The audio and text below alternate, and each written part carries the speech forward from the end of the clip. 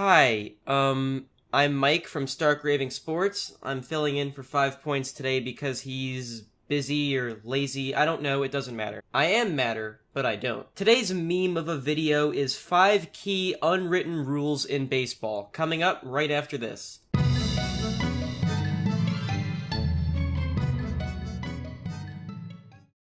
Honestly, most of these rules are stupid as shit, and you're gonna see why. So, baseball has actual rules. I think it's pretty well established. 3 strikes, you're out. Ball over the wall is a home run. You don't need to complete a catch coming to the ground like whatever the NFL's current catch rule is. But what about the rule that you can't bunt during a shutout or no-hitter late in the game? It's not in the books, but it's a rule that will be enforced. By complaining. This one's actually understandable because it's such a dick move to try to break up a no-hitter by bunting. I did that to someone on MLB The Show like 8 or 9 years ago, and it ended up being my only hit of the game, and I'm convinced that that dude still wants to murder me to this day. I should probably watch my back before someone gets hurt.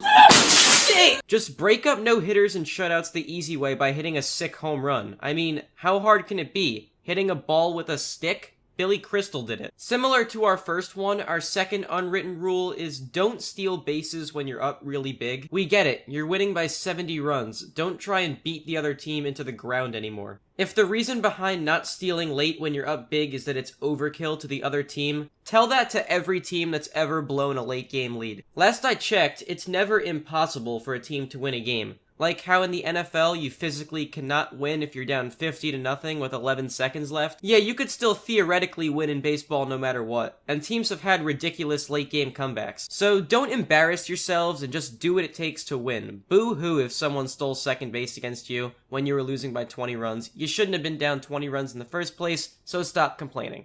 Sliding into our third unwritten rule, it's kinda common sense at this point, to be completely honest. Don't try to fuck someone up on the base paths, most commonly on double plays. This isn't the NFL or World Star Fight videos, so don't try to kill these dudes. This right here is one step below RKOing someone during a game. If you ask me, that clip right there deserves a damn son.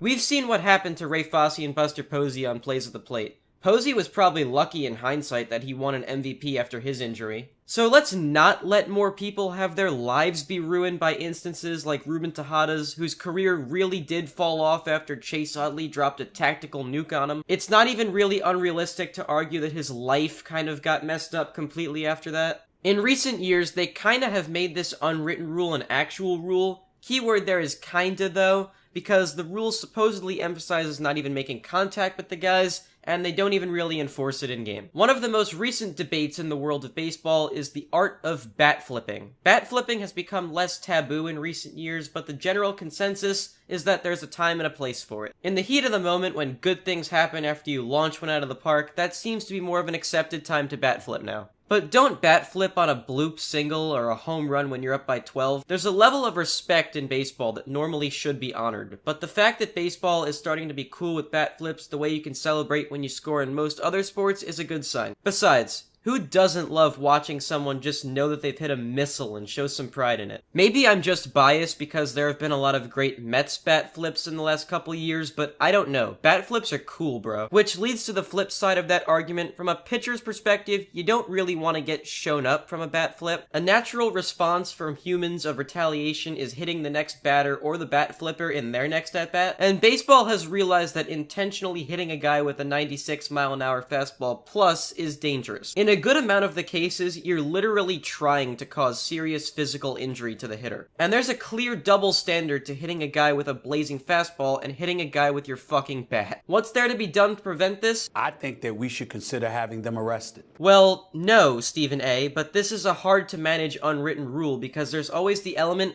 of someone who's just really wild hitting you and it looks intentional. Dellin Betances. Or you could just do what this guy did and peg runners. That works too. Thank you guys for watching. I'm now gonna follow 5 points instructions and give myself a huge shout out. My YouTube channel is Stark Raving Sports. You can find many videos like this on it by people who are a lot funnier than I am. I tweet on 2 different accounts on that website known as twitter.com. Follow at Stark Rave Sports and or at SRS Mike on Twitter if you're just looking to see some nonsensical bullshit. But actually give me those social media follows, please. I'll give you brownies or something. maybe Chipotle if you're lucky. Thanks, guys. See you around. Sorry I'm not FPV. Damn, son. All that stuff he says. Alright, maybe I am FPV.